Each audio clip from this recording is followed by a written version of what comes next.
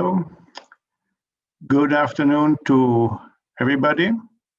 As the Managing Director of the German-Hungarian Chamber, it is a great honor for me to open this joint event together with the Swedish Chamber of Commerce, doing business in the new normal.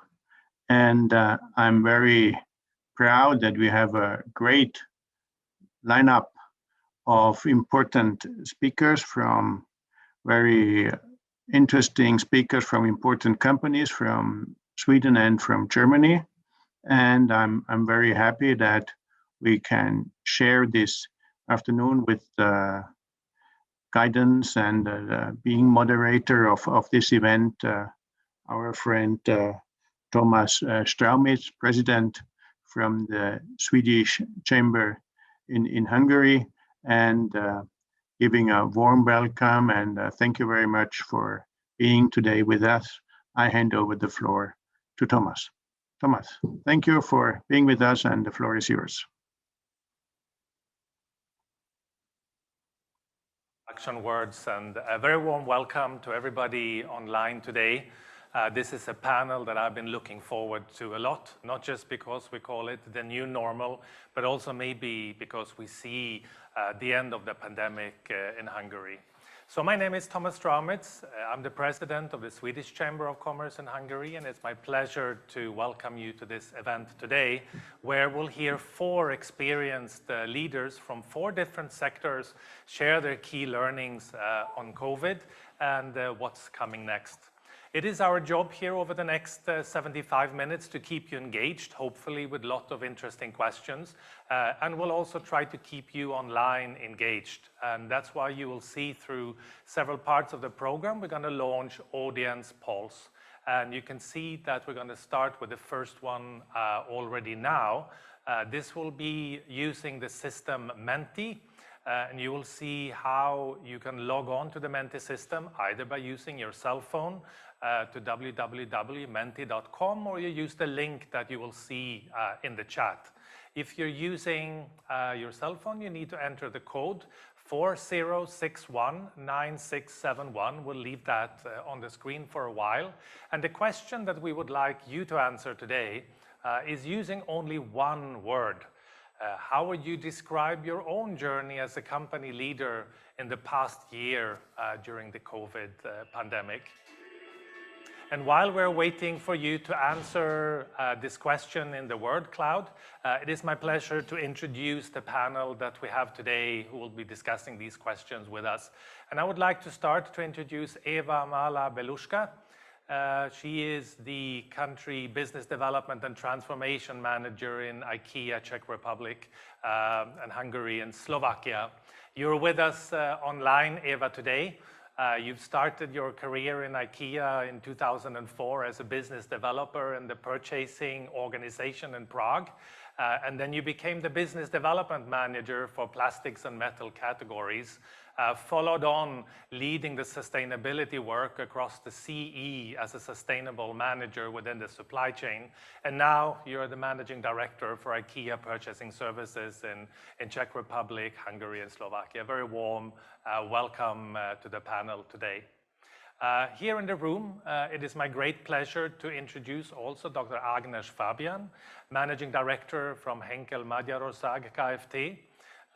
Agnes, you started with Henkel in 1996 and passed through roles of increasing responsibility, also including 10 years of experience in Austria as an Eastern European sales director role. You've now served as a president here in Hungary for 10 years, and you're also leading the Branded Goods Association in Hungary. Welcome to the panel today as well. It's also my pleasure to introduce Markus Hilken, who is the managing director for SAP Labs in Hungary. Markus started his career in programming and joined SAP in 1999. And since 2013, he is the managing director of SAP Labs Hungary, and is also globally responsible as vice president for the support of SAP's digital supply chain and industry solutions. You also come here with a lot of experience from other countries like Germany, Luxembourg, and Austria before you came here to Hungary.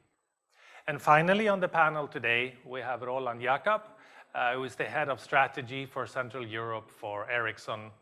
And Roland, you've been working for Ericsson for 20 years. You've held various leading positions in business consulting, sales, marketing, general management, and currently you're serving as head for the strategy of Central Europe. You're actively participating in leading roles across industry associations, professional platforms, and you've been a part and a board member of the Swedish Chamber of Commerce since 2013. So that, ladies and gentlemen, this is our distinguished panel for tonight. I think we're seeing some words come in on the word cloud, so I'd like to project the word cloud for you as well. There should be a lot more come in, so again, please feel free to join menti.com or click on the link in the chat and enter the one word which would describe your journey as a company leader in the past year through the COVID pandemic. We'll give you a couple of more minutes to answer this one, and then we'll see if anything else comes up in the word cloud today. But maybe what we'll do is that let's start with our first question to the panel and maybe reflect a little bit about how we as leaders have experienced the last year and how the pandemic has impacted us as leaders and our leadership, and whether there are any sector-specific challenges that we have had to address in our company. I'm going to give the floor over to Eva to begin with. Good. Hello, everyone. Happy to be here. I needed to unmute, so hopefully I don't speak muted. You have to otherwise alarm me. For sure, the pandemic has brought a big roller coaster. I saw the word and I actually reflected to it from the Menti. It's been a year of a lot of challenges. On the other way, a lot of opportunities for us as a companies and leaders. And if I should say what were really the very specific challenges, it was how to really secure at the beginning everything around the safety of our coworkers, our people, the biggest asset that we have in our companies, to secure actually the smooth operations because the retail sector has been opened and specific measures needed to be done. And for that, we in IKEA actually decided to first close our operations as the only retailer in Hungary and allow ourselves to really prepare everything from the safety and security perspective to really welcome again back our customers in our units in Hungary, in Budapest. And Eva, as a leader for IKEA, what was the biggest challenge for you in all of this process? Because I guess it must have been very turbulent, not knowing, do I have the stores open? Do I not have them open? So what was the challenge for you as a leader in all of this? I think in general, we really needed to become much stronger in the crisis management, because I think the whole year has been really how can we in a really resilient way, provide a leadership, strong leadership towards our units. And I would say specifically in IKEA, as our units are in Hungary, and us as management team, we actually sit in Czech Republic because we operate in the 3 countries. The remote leadership from that perspective has been a huge challenge as well. And I would say with a lot of unknown. But I would really say that thanks to a strong culture and value that we have in our organization, we have managed to find a way how we can assess, all the information in a very efficient way, and how we can engage even from remote, our coworkers into the needed changes and updates in our processes mainly to, I would say, transform very speedy, into the new environment so we could open. And Eva, I guess, having a regional responsibility, the response that you had to provide was different across the 3 countries, right? Yes, definitely. Czech Republic has been very turbulent, closed for over 4 months. So we had a very different challenges. But there is one which is very similar to all 3 countries. And it is, of course, the changing demands of our customers, which means the only thing we needed to react and speed up was what are the changing needs and expectations for our customers. And that was definitely connected to e-commerce for us, which means the online shopping, where IKEA is very specific from the concept perspective. We like to have visitation. So our e-commerce and online was one of the main topics and processes where we really needed to jump in a speedboat and do as much we could to manage more than 7 times higher online orders, than the 1 year before. So of course that was I think biggest for all of us in the sector. Yeah. All right, thanks, Eva. Let's go and ask Marcus. So, your reflection as a leader and the journey that you've been through in the last year. Do you recognize yourself in the story of Eva? Definitely. So maybe let me just connect to what Eva just emphasized about the people, even that we are in quite some different business. Definitely, and I think it's true for all of us and all the ones in the audience, we are running in the meantime much more than ever a people's business. So the one thing all the leaders, including myself at the beginning, but throughout the entire pandemic, what we realized, it's all about the people.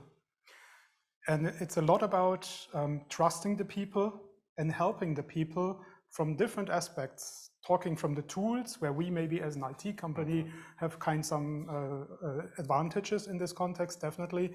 But when we think about the way how people work, and even that some of them worked from home before, nobody worked 24/7 basically from home.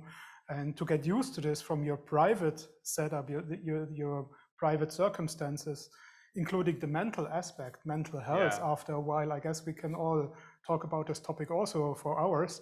But on the other hand side, supporting the employees to run the business, and with this ensure that the business of our customers is continue to run smooth.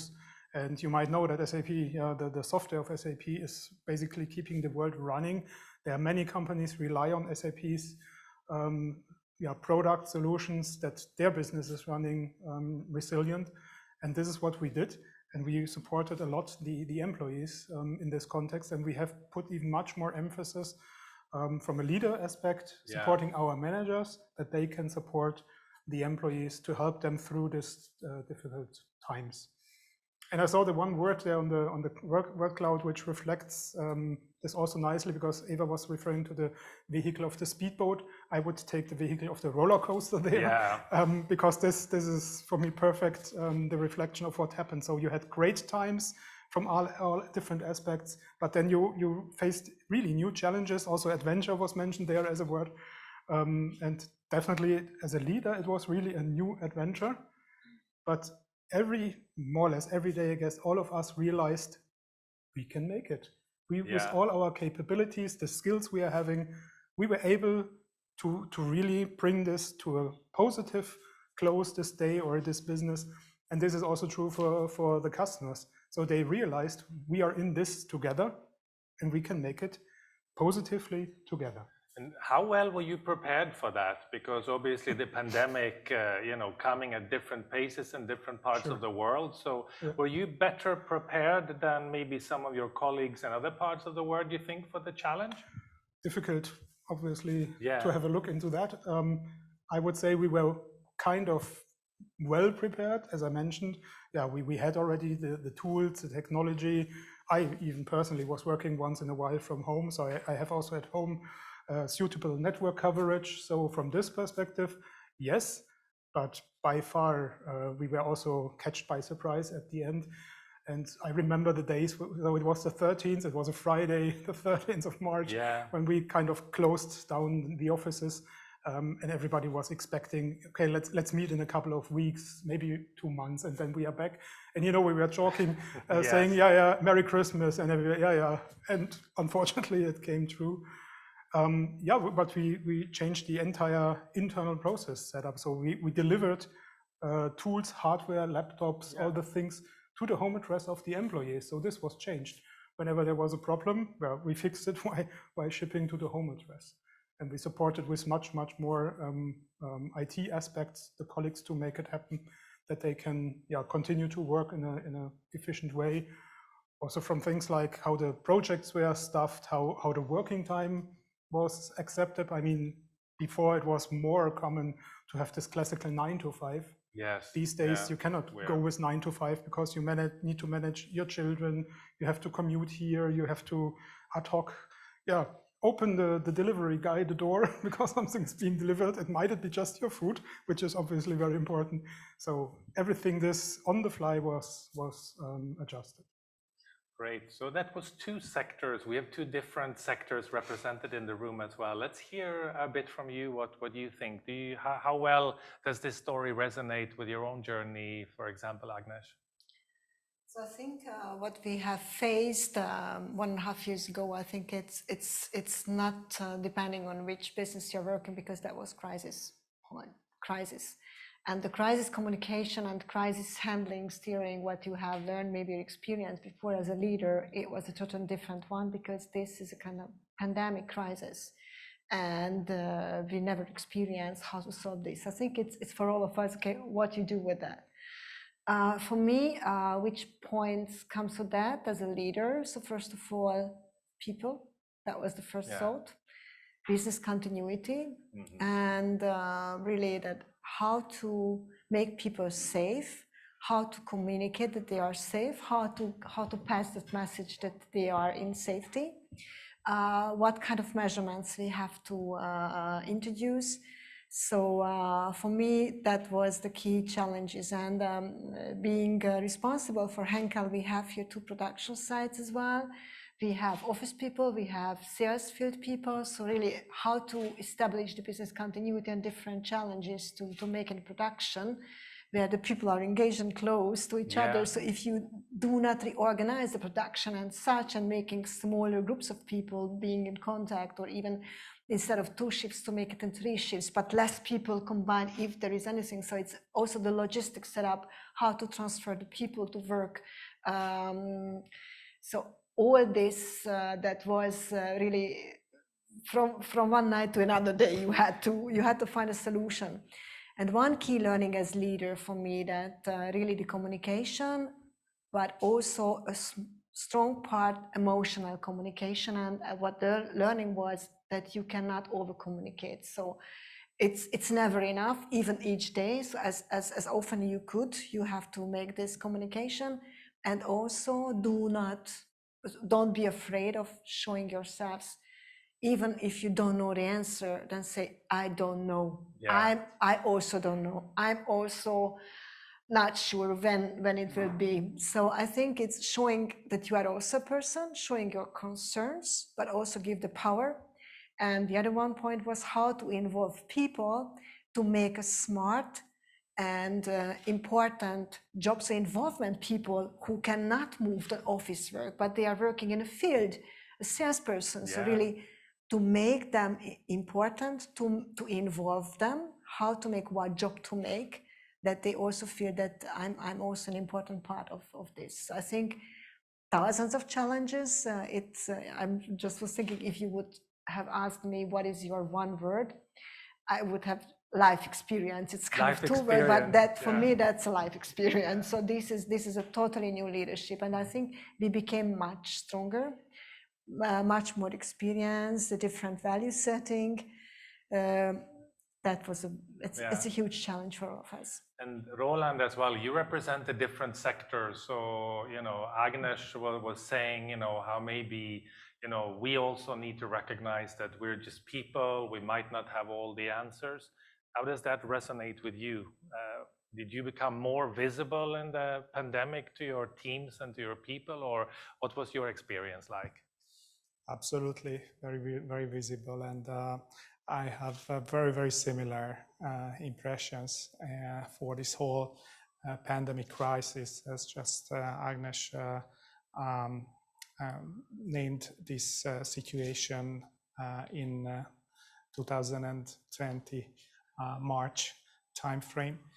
And I can just connect to all those words, actually, what you said. I mean, people, we had to make sure that our people are understanding the situation and really can tackle and handle this well-being of our colleagues, as well as the trust still towards the company, and of course the business continuity. And I heard from Marcus the proper network coverage. And we as a company had to maintain all those communications network all around the world that secured and also provided excellent services for the people all around the globe. So just imagine we had to make sure that our clients' networks are up and running smoothly as usual, even though under a very tough circumstances, when you can imagine the big load on the networks from different geographical pattern than before, because different areas provided the huge load on the networks than usually we are receiving on a normal working day. I mean, on the normal working day. So we had to make sure that our people feel safe and communicate as much as just possible, as well as the business continuity, because we are in such a sensitive business. So that was, in our case, we somehow felt and knew from our Chinese colleagues that this can be really serious and have a huge impact on the societies, on the businesses. So we, in February, started to somehow prepare ourselves for that. We didn't knew that we will completely lock down our offices and so on, but we started to prepare for such scenario and established crisis management task forces which every day came together in the online meeting rooms and discussed step by step. I mean, just very simple things that how can we make sure that each and every colleagues will have a laptop to keep continuing with the working. What happens if the electricity cable will broke, and how will we manage the changing procedure? Very simple things, but very important, because then you cannot really work without a proper working environment. So it was a big hit, a true crisis. We had to operate in this crisis mode and really make very serious decisions. How will we make sure that our customers' network will operate on the highest standard as possible? Because we're all leaders in international companies, so did you feel that you had good support from your managers and the company structure above you, or was it very much sort of Hungary specific, the solutions you had to go to? Just very quickly. Absolutely, full support. Is having the advantage being a multinational company. Also, like Roland just shared, to having the chance to build on the experience we saw from our colleagues in China already. But we had global pandemic task forces, crisis management that supported us. We have an ongoing, still today, obviously, ongoing experience sharing between the main locations, so the different labs. We have 20 labs on the world. We have regular calls to share the experience. So very strongly supported. Yeah, I can't imagine it should have or could have happened in a better way, to be frank. Same experience from your side?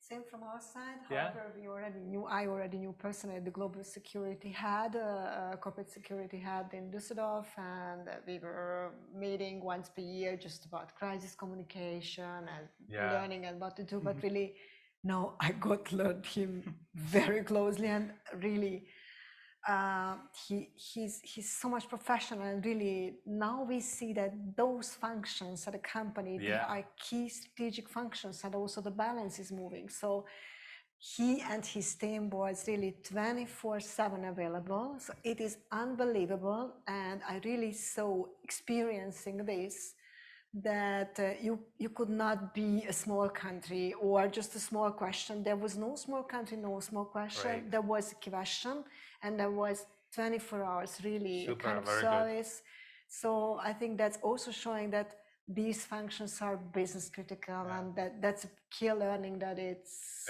if the topic is coming, then they have to be there. So it was a good feeling to have that I belong to a global company and I'm not left alone at all. Great. Roland, same for you? Absolutely. Yeah, absolutely. Good support from global. Good support we had a global crisis management task force, as well as regional, as well as local on a country basis. So, Great. so we had to come together every day, actually, in the beginning of this crisis period. But of course, when we saw that we have good measures in place and good principles, guiding principles, how to use the office environment, how to use the test facilities, and make sure that our business can smoothly run and operate under that tough circumstances, we just make those meetings more. Not that frequent, so to say. Just on a need basis, we organize that. But definitely, we had multi-level crisis management task forces. Thanks, Roland. And Eva, finally from you, a quick one. Did you have good support from your global colleagues? I can only confirm, I think being a global company most probably is the environment where you use the metrics or the platform of the global learnings as well. So there was a lot of sharing and learning coming from the risk and compliance group. So to build on to what has been said already, we could, by that much more faster, maybe provide a very specific guidelines, for our units, how to operate in a very safe for the co-workers and customers environment in this unknown that has been really at the beginning here, and everybody was more resistant, really.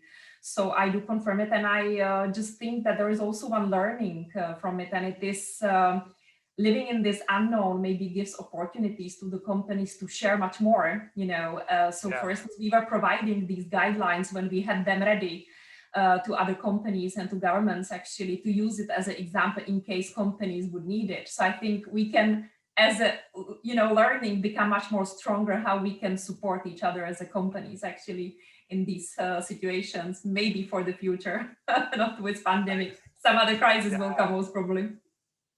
Thanks, Eva, for that perspective. And would also really like to hear from you who are online as well. Please feel free to use the chat and to share your experiences, help us ask questions, see if there are any special topics that you'd like to hear more about, and let's see what we can bring into the discussion today.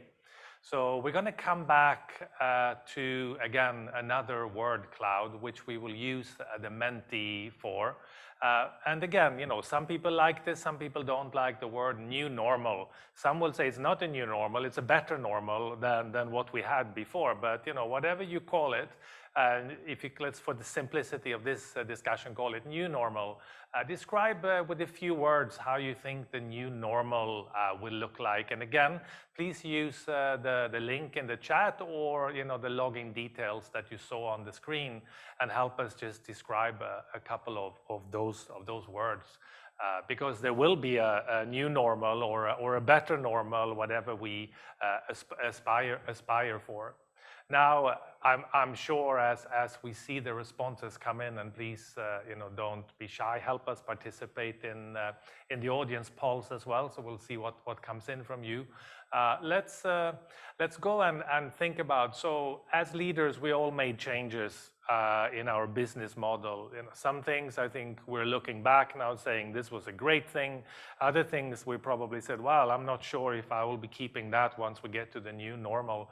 So let's take just a couple of minutes and reflect on these new ways of working that we feel also post-pandemic is going to be there with us. And Agnes, I'm going to start with you for this one.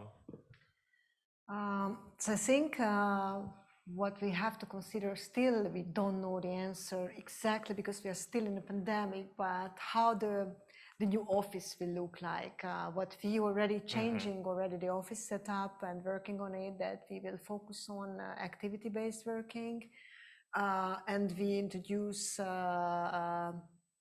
flexibility on a higher scale. So we will announce that 60% with physical presence and 40% flexibility. And I don't want to use home office, because exactly what we already say, I don't want to use home office, and Henkel doesn't want to use it, because we say this is flexibility. And flexibility means that it's not physical presence needed, but we don't want to introduce a second office in your home, because it's definitely not the task.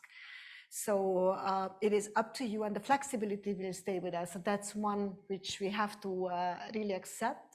And the offices will have to be set up for the teamwork and project working. So it's much more interaction and activity. For email writing, you don't have to come to the office. And Agnes, just because you mentioned the flexibility, how open do you think our employees are to this new flexibility? Because in their minds, they've been used to work from home, full time. So how will they accept that new normal, so to say? I think it's very much on leaders, how we will communicate and how we will involve again, and how to call back the people to the office. So I think it is one key message is that the key characteristic of human being is really that we have the social interactions, and also the proactivity and the involvement. How could you imagine, for example, an onboarding? So imagine that we are still fine, because I'm working since ages for my company, so I have my network, but how to build a trust and the network just on the screen? So it's unbelievable. And the youngster or just a trainee, so what can he or she do? So I think it's not okay. And that's the point, that we wouldn't have friends and we wouldn't have colleagues and very nice interactions without seeing each other. I always used to say, I want to see my colleagues already in 3D. This is what I would like to go for. So, because the body language, the interaction, the proactivity, just that you don't have to plan, it's just coming. So I think to stay innovative, to have the energy, without people, it's impossible. And that's on us, how you communicate, what new opportunities you show, because there will be also something what we have to take. This is exactly the flexibility. And give the flexibility. And as Roland said, so the number one is trust. So you will not control. It's really, we believe, we trust you. You are the most important asset for us, our people. So I think this is somehow how we will involve and call back people, and really showing them that this is in our common interest. Otherwise, this is not how the world should develop. Just in your kitchen, no way. So Roland, you hired a number of people as well in this last year. So what do you think about this digital onboarding? Is that something that you're going to keep, or are you going to introduce something that's more flexible? Yeah, definitely. We hired more than 200 new colleagues in the organization. We have researchers, development, almost 2,000 employees in Hungary, in our Budapest office. And we had to keep going and continue with our engagements. And for that, we committed ourselves to provide certain product releases. So for that, we had to continue with the hiring process, recruitment processes. But it was truly a big exercise for us, because you can imagine that there are still at least 100 colleagues who have never met with their superiors as well as their teammates, because they came in the office just once, fetched their laptops, and then started to work. And of course, we worked out a very proper digital onboarding process, because as trust people, most important assets. And if we really want to make them, so to say, productive and really according to the company values, then of course we had to invest time and effort and create new processes to do that great. And it just continued this year. We hired 100 more colleagues, engineers, and IT professionals. But of course, we are very much waiting for the complete open up, because first of all, we would like to unify the teams or make them together, and of course make sure that our office space well prepared for this better normal. I would say I like that word, better, the better normal, because truly digitization, digital transformation, that's truly amazing. That's just got accelerated by this situation. I mean, just imagine how easy you can create a new video conference, ask for advices, a chat message which can accelerate the development process itself, and the digital transformation of every industries. What we see, the digital connections. I mean, connected devices everywhere in the production facilities. You have amazing, I mean, the loads of data that these electronic devices are generating, and you can of course analyze them and come up with new processes, easy processes, automated processes. It will completely change the workforce landscape itself, as well as the different new roles and responsibilities across industries. So definitely this will be hopefully a better normal, which we'll live up to. And yeah. And do you think that we'll still be doing all these web meetings, the Zoom meetings, and all these WebExes also in the new better normal, or will we have better tools to do that? Yes, it will be better immersive tools, and maybe holographics and 3D screens will be available within soon, because now the different industries are demanding the new digital solutions. So previously, the digital companies, I mean, big companies, big IT companies were dictating the pace of changes and digitization. But now when people started to feel and use these new services, they are also demanding. Maybe they wouldn't like to go to the pharmacy just to have something, or to the doctor prescribe something. They will just send a message, and then the doctor will prescribe the medicine. And so and in many different cases, people and the societies will demand for the digital alternatives as well, and solutions. Yeah, because we got very used to that in the past year. Yeah, and just imagine that many new developments just came out, and people started to use them just 1.5 years ago. So and so the whole change of digitization and digital transformation got accelerated tremendously. Yeah, I mean, many companies brought a bit in advance their new product launches. Good. Because they felt that they need that. Yeah. Let's have a look at the word cloud if we can, and see what the audience described as the new normal, if we can show that on the screen. Yeah. So I can see, flexibility is there, hybrid work schedule, resilience, sustainability, focus, more home office in the new normal. Marcus, when you read this, is that how you would describe the new normal for yourself, or? I mean, being more flexible as the most prominent word tag here, definitely I would subscribe to that. Yeah. And the one thing definitely I guess we all learned is, be prepared for the unprepared. And this old saying, nothing is constant but change, this is more true than ever. So definitely, and we learned a lot also when Eva was sharing this, that it's really important that we are open-minded for everything that comes in every day, new to your business. Yeah. What is the new demand? But we talked a lot about the people, and I can really just underline how important it is that we make it clear what's the purpose of the business you are running, you are supporting. And in this context also, what is the value, what are the values of the company you are working for, the business you are supporting. I saw there also the sustainability topic. Definitely, sustaining transformation goes along with sustainability. And if there's one really positive aspect, a few we can maybe see besides, the drive for change, sustainability. Yeah. I guess this everybody would sign up to. That, yeah, seeing that much less commuting. I mean, we just talked about my commuting in the morning with the school, but yeah, the short and long distance flight. And definitely in the future, we will ask ourselves, is a face-to-face meeting really needed, that I need to meet you for 10 minutes after flying for 2 hours? I hope more often the answer is no. Yeah. And we utilize exactly, Roland, what you described, the new and further improved technologies to make this happen.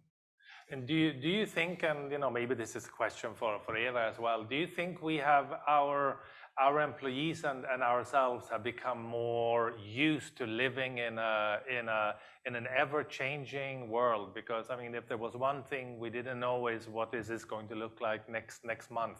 Do you think we've done a good job in coping with that, Eva, from your perspective? I think definitely. Of course, it's been extremely difficult for everyone at the beginning, which means not only us as companies or leaders of the companies, but definitely co-workers. And it's also connected that pandemic has changed everything around the home. You were not only an employee coming to work, but you were mom, you were a teacher, you were home office working at that time. So I think the change as such has impacted every single person on the planet. And the pandemic specifically has shown, I would say, the different ways of how to approach things. And I've seen the resilience, that's one of the things. But what I believe we have learned is how we can really adjust to the situation, so we can really manage, and I think we have learned a lot, and we could see it from our co-workers as well, to ask for help, which maybe not have been that obvious before, but we have been really supporting with specific programs to our single mothers, to co-workers in specific, with specific maybe illness, to protect. And I think the transparency about certain situation has become the new normal. And I think to build on to everything that has been said, definitely there will be things which will stay with us. And I think the hybrid way of working is definitely what companies need to consider, because we have realized that there are new ways of how we can become very productive and efficient, as human beings with different positions. So of course, as retailer, we cannot have home office for all our coworkers, but we can work differently when it comes to how we operate our units. And that is definitely what we are going to do when it comes to the nearest transformation. So to answer the question as well, I think the pandemic has speeded up the transformation in some way, which we planned to do in IKEA specifically. So we know that the needs of our customers and coworkers has changed. And if we want to stay successful, we need to adapt to those changes. We need to react, and we need to transform our business. And for that, we will do really specific concept of looking into how we can redesign the stores for the future. So we can fulfill the online demand, which is really, accelerated tremendously for many of the businesses, while keeping still the shopping experience with the new digital solutions to be, I would say, very inspirational as we want to stay in IKEA. Yeah. So that's how, and what I would say to build on also to what colleagues said. Yeah. And I mean, you mentioned, and we saw it also on the screen here, the hybrid work is obviously something that hybrid work schedule, saying that people are saying that this will stay. So Agnes, to you, I mean, you're running factories and production. So, when people say hybrid work schedule, how does that sound to you? I mean, is that going to be possible? Will you keep your shifts? How will you evolve that? No, there are obvious jobs which cannot be done from the physical presence is needed. It's a must. So also, if you make an operation, it cannot be also hybrid. Of course, for these kind of jobs, there will be no change in that sense that, okay, physical presence is needed, but a lot of other changes have to be kept exactly. So how you organize the shifts, how you organize the working schedules, how you organize the safety, how you organize the whole working process, where you need the manpower, where you can exchange for digital solutions.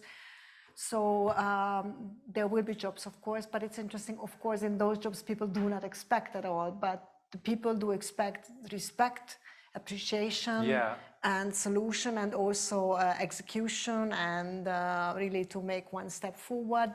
So in that sense, that's what we have to solve and reconsider. And what Eva said, so that's actually the key words, I think, out of those times we had, so the transformation, that's obvious. People, we said already, I just would like to underline this is the number one. And I think what we learned and became really a business value also, the sharing and the appreciation. So I think this is exactly the knowledge sharing and support. And I was just also thinking, okay, what kind of support you can do, just reflecting back to the question, how involved back the people, but how could you support or help someone whom you never saw in your organization? That also Roland said. So you need how to coach, how to develop, how to interact. So in that sense, I think a lot of story will come with us, but also the learnings had to be put to those jobs. There is physical presence is a must.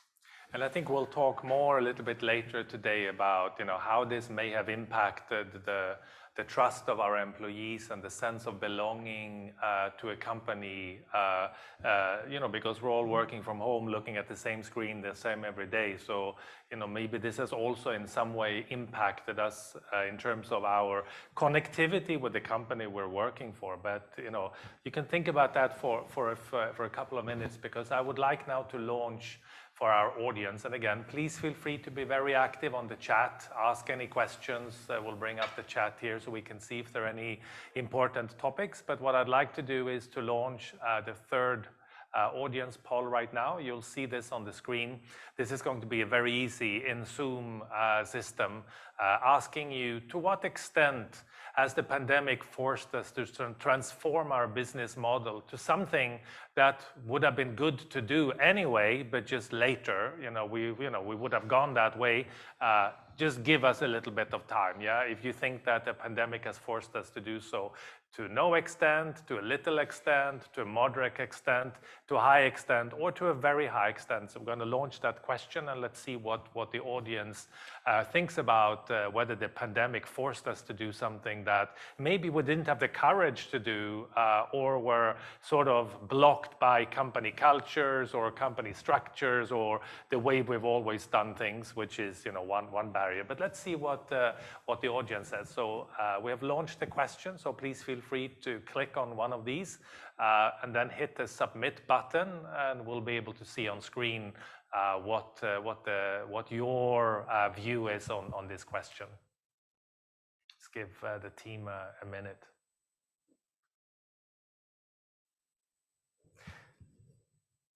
Let's see if we can bring up the poll. This should be an easy one because it's in the system. Let's see what comes up.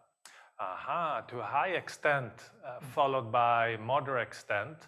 So it seems like if you take the two top ones, it's almost half of the audience that says that the pandemic did bring something good, because we did indeed transform our business models, and maybe we should have done it anyway. But again, there were parts around our company. So maybe let's spend a little bit of time there. And Eva, in IKEA. If we think about the questions, so you mentioned obviously that you had to transform your business and become more digital, and your online platform, of course, became stronger as opposed to the one that we are usually used to meet when we go to your stores and pick up our own things and stuff. So, why haven't we done, do you think that this is, it's been a good thing that we have done this, and why haven't we done it before? I think we always consider, of course, what is our business model, and what are the customers' behaviors and expectations. And I think as a good businesses, we react on the customers' changing behaviors and expectations, which means first thing, we speed it up because the behaviors and expectations of customers has changed, which means we would be blindly sitting, thinking that nothing will change. And when we open our stores, everybody will be booming, into our stores again. So I think that's one thing, how we look at it, which means I agree, it really impacted the businesses. And for us, definitely it was the online. So what we needed to introduce is really look into what are the fast new solutions and services that we can provide to customers in this changing environment. So what we managed to implement was really remote sales planning, which means our customers didn't need to come to the store and sit there and plan their kitchen or pack doors or bedrooms, but they could do it remotely. And we have improved that services, through online visitation and meeting places with our customers. We also introduced for better accessibility of our customers, again, not to travel, across the region in this pandemic situation, non-branded pickup points, which we opened actually in Hungary. So we became more accessible and didn't have our customers to travel to Budapest, to the store, for instance. And one more to mention is definitely we have rescheduled really our fulfillment capabilities, what we could do without big investments yet for the online capabilities, because we were running parallel and our stores were not or are not built for that. So the next part of the transformation is the investments we are starting to do now in our solution store, where we'll really look into a full fulfillment transformation and redesign the store to actually manage both online and offline visitation. And do you think, Eva, that this was something that you would have anyway done, but now you were sort of pushed to do it through, we all went digital one day. IKEA was closed. What do we do? Yeah. So we were, we're forced to use the digital channel. Do you think that you would have shaped our customer behaviors to also go that way? I believe we've seen the trends, and of course, online has been a trend, and we've seen how China is, and Alibaba or any other companies in that region are really growing, deliver within 15 minutes. So it was a question of a time when this comes really to Europe, and this is the behavior that, we will have here. So definitely we planned that. But again, I think the pandemic has speeded up the process, which means we really needed to sit down and reflect what we will really accelerate, in that crisis situation. And for us, transforming the online capabilities was one of the topics we decided to actually accelerate. And then, of course, it comes again with the biggest asset we have as a company, which is our coworkers. In regards to that, we really need to focus on upskilling, reskilling, and support of building that knowledge for our great coworkers. Yeah.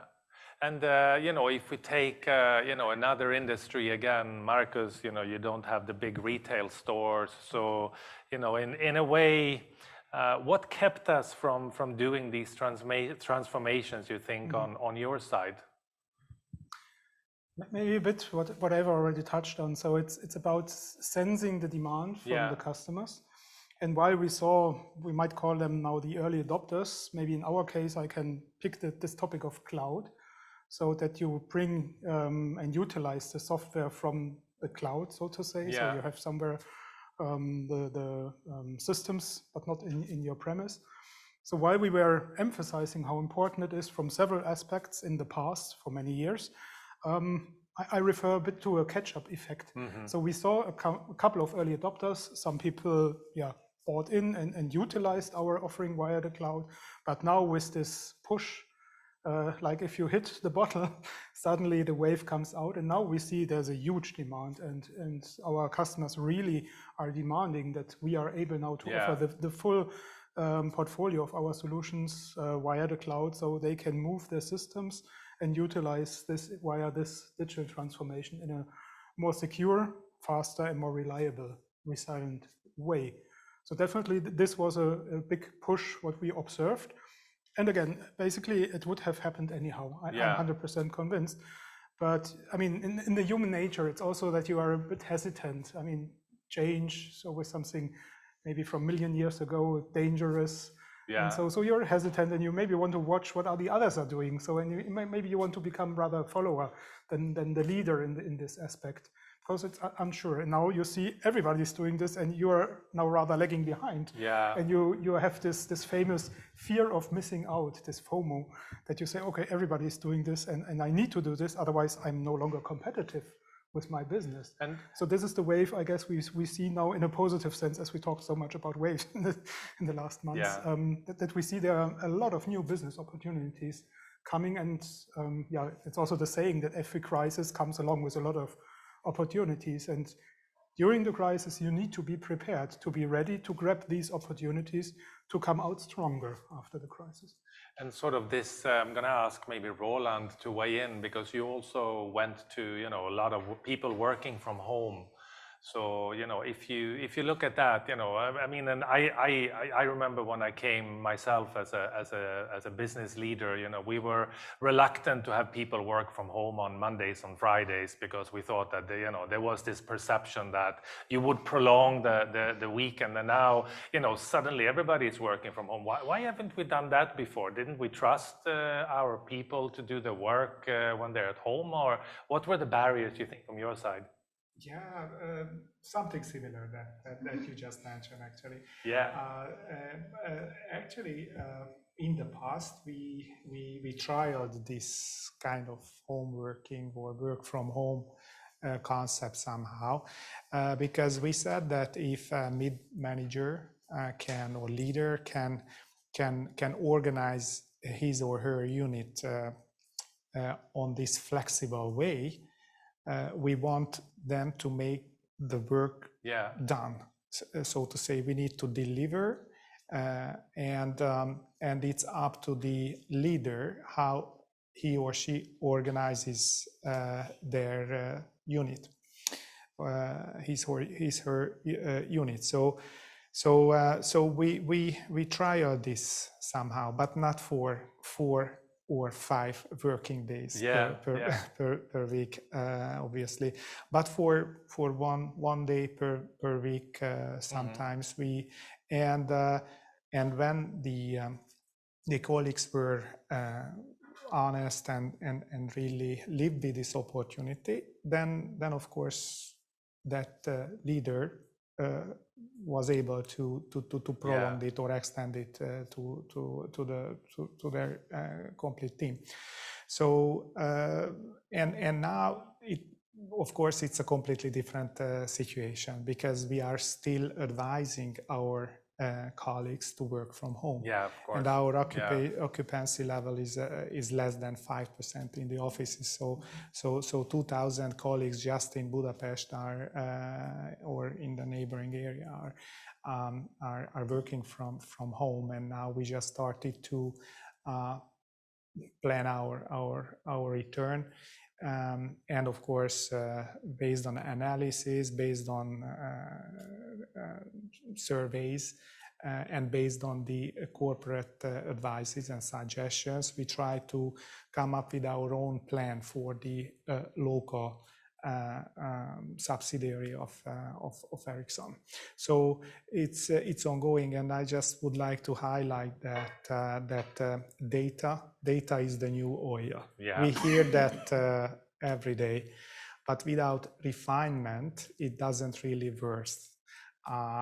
Especially in the chemistry, who are in this chemical business knows that refinement and value add very much needed. So you really need to understand the data coming from everywhere, and based on that, you can decide your next steps and moves. So we needed to see that it was working, and then we were more willing as leaders to accept that we're going constantly in that way. Analyze what you experience, and based on the learnings you are evolving your product portfolio as well as your internal processes, just to stay competitive. And we have a huge responsibility here to deliver this knowledge or spread this knowledge throughout our suppliers. I mean the small and mid-sized enterprises, because they also need to adapt to this new or better reality. So it's very much needed from the governments and from big companies to educate the business environment how to take advantage of these new solutions. So more evolution than revolution. Yes, yes, that's exactly. What I'm hearing. Exactly. Yeah. But Agnes, you again, some of we got a question here on the chat that I wanted to be sensitive as well.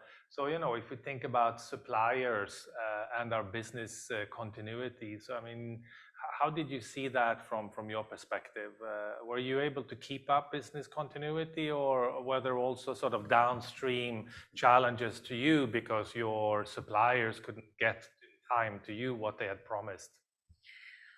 So we have more than 100 plants all over the world, and that was the first question from the customers, whether we can supply, and that was always kind of daily checkpoint, what are with the supply, and I'm really happy to say that we didn't have any supply issues from our plants, which is really, I think, a key value. And that situation showed us that we have to really have a strong connectivity with our suppliers and really good information accessibility. So that was really the key value of the whole value chain. So luckily, we had no issue in that sense. Good. I'm happy to hear. And in terms of transformation, so what kept you from transforming earlier? The flexibility. So I think that became faster than we have expected. So we were forced to take decisions here. That's for sure. Yeah. Digitalization, it became even a much higher level of priority and sustainability. We have learned also, and especially now that we also experience right now the raw material situation and the pandemic, plus all the economic crisis and weather crisis what we face right now. So there were a lot of, and still we are in the raw material shortages. So that also transforming and speeding up. So you have to find your own solution. You cannot be so much deliverable to the outsource and the external world. So I think R&D, innovation, totally brand new solutions, and a lot of focus on startups. So we've never spent so much energy, money involving in startups for different scopes. I think this is the high-speed technology around digitalization, sustainability, and R&D innovation that are the keys. So that's really pushed by the transformation. Great. I'm hearing a lot of opportunities. So let's spend the last couple of minutes in this discussion around the opportunities that we as business leaders see. And we're going to launch another word cloud for you. It's going to be a Menti again. So please use the link in the chat or use your cell phones. Go to menti.com, enter the code 18294325. And please help us answer the question, which will be our largest opportunity as company leaders for the post-pandemic world, which I think is interesting, because we do believe that there are opportunities and there is growth post the pandemic. So let's see what some of the opportunities that lie out there are. We heard digitalization, you mentioned that. We heard sustainability, and obviously as we go into the post-pandemic world, we would probably look back and say there were some great learnings that we had from this year and a half of time, and probably when we go back to the new normal, the new better normal, it might not be normal because there will still be other challenges. So what are some of those things that we're going to see? I'm going to start with you, Agnes, on this one. You mentioned a few of those, but maybe what is that next challenge that's going to come to us? What's that going to be? I was exactly in my answer just before giving a long list. What are the opportunities? But one point we didn't touch so far, and I think that's also really worth to stay for a point. This is the employer market. So exactly.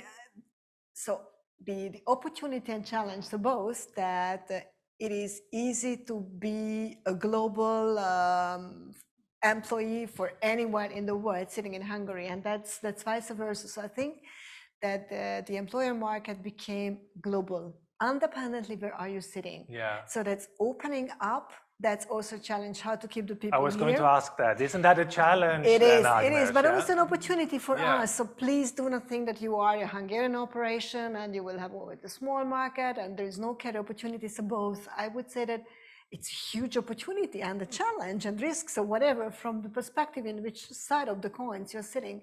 But maybe that point I would still here to put this in this conversation so that Great. employer market and opportunities from job perspective so became wide. So you can live locally, work globally, yeah? Yeah, clearly. Yeah, which is an interesting concept to explore also from sustainability perspective, right? Yeah, exactly. Yeah. Eva, do you agree with this, what Agnes is talking about? Unmute, yes, absolutely. Yeah. I wanted to say with everything 100% that was said, I think it definitely shows that's the opportunity, and that is actually what's going to stay with us in this kind of new normal. What I also want to build on is that I think the biggest learning was really how the company values and culture can, in such a crisis, you know, that the unprecedented year last year shown to us, how that can actually, I would say, strengthen, you know, the togetherness and the, I would say, ambition of people to really make, you know, impossible possible. It was just amazing, which means the learning that I'm saying is just impossible. The strengths, you know, that can actually be seen through the task forces of our people, which means really from one day to another, you know, change the total shop floor, you know, into the online shop, for instance. So that's one thing I wanted to reflect. Another thing I want to reflect, I think what will really stay with us is that home as such for everyone on the planet got a completely different perception.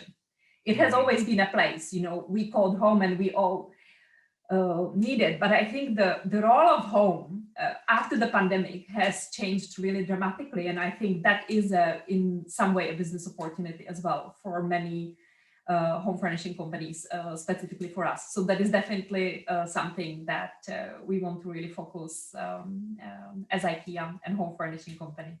Yeah, because I think you mentioned, you know, the culture of the company and, you know, how it helped you also work in the pandemic. But I think, you know, I also mentioned before that, you know, is there a risk that this working from home has given us a different perspective on employee loyalty, that maybe, you know, we as companies have more challenges to keep our employees because the bond and the glue is not so strong? How do you see that, Marcus?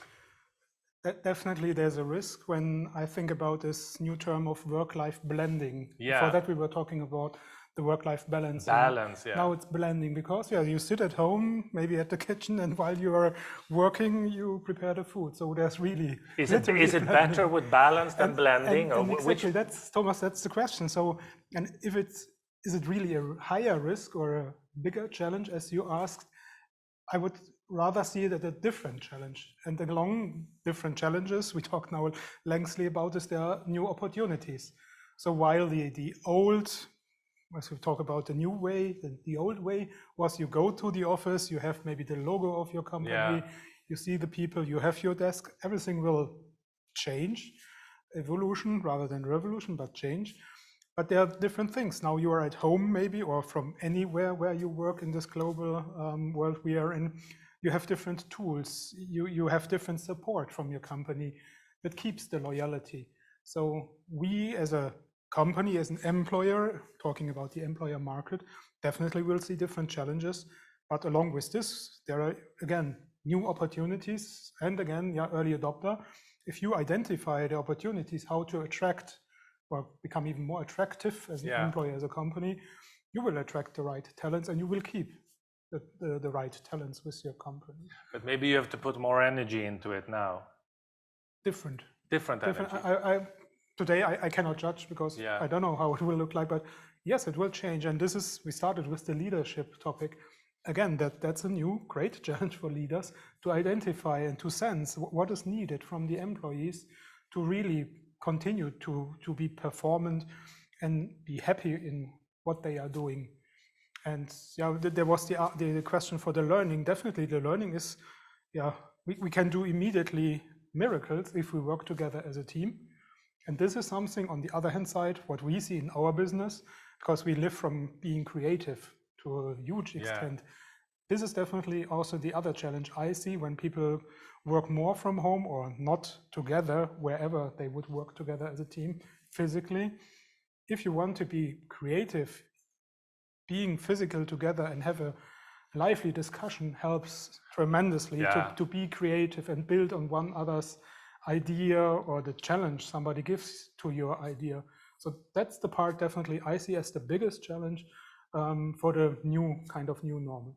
It's difficult to be creative on WebEx. I can testify to that. Yes. So as we go to Roland, maybe let's show the word cloud to the team online as well, so that you can see what we have. So some of the opportunities that are listed, for us as company leaders in the post-pandemic world, is around networks, is around online work, being faster in our reactions. So Roland, as you come back to our main question on, what's the next challenge for you as a leader going to this new, better normal? Yeah, how can you really translate these happenings and these opportunities to your benefit and your build into your innovations, all these observations that are just popping up from the data, from the business environment. And of course, what's very much needed, we need to implement the business strategy of our companies. And really, as I just said, how can you really take advantage of that huge amount of data that are generated by your business or from your partners or from the consumers? And innovation, as just Agnes mentioned, many new opportunities because then you understand maybe your consumers a bit better. Then of course you have many different choices to approach them through the digital platforms and so on. And of course the other big opportunities, the hunting for the talents, because now we really learn how to behave in an online meeting, how to be productive remotely. So this definitely give a huge opportunity for our companies to attract talents, but on the other hand, to retain your talents. That's the next, again, that's the next challenge. That's the next challenge. And of course, you have to constantly evolve your processes and the well-being of your colleagues, the physical, the emotional, the financial, as well as the social. So all four aspects are extremely important in order to maintain a good, successful business for us, for yourself. And have we started these processes to take the learnings into the future? Are we still in some sort of in between? We're trying to manage the pandemic, whilst trying to figure out how can we win in the new normal. Are we striking that balance right now? Just very quickly. I would quickly, when we talk about software development, we refer to design thinking. And there is this one mantra that is try often, fail early. So you should try as much as possible out different things. And in the moment where you see it doesn't work and your customer doesn't like it, because you should do it for your customer to create value, you should immediately stop and either improve or turn to something new. And I think this mantra, this mindset would help. Just learn something, try it out, it works, it's accepted by the employees, by the customers. Great, improve, evolve. No, it's not accepted. Next. Agnes, are we good at striking the balance now of planning for the future and winning in the new normal? Yeah, I think that balance is right now on our agenda, that we have to find it, and maybe it will be different by business specifics, how you find the balance between the past and the new normal, what will be the new normal. I think the key message is the culture transformation. Yeah. And that will be different industries, maybe with a different scope, but this is the key message, that it's a new culture. Culture will come in a company's life. Great. So we're definitely making progress on defining that, how to win. Yeah, Roland, same for you? Yes. Yeah. And Eva? Are you good at striking the balance for the new normal? Yes, I think we, of course, are. It's not, the pandemic is not over, but we are, of course, I think it's time to really reflect, stop and pause, because we've been very speedy the last year, and allow ourselves, to have time and ask our co-workers what were the things that really worked and what didn't, and based on that, take the learnings and see what can be really improved and implemented for this new normal to come. So I think the time to really reflect and pause is really needed for all of us.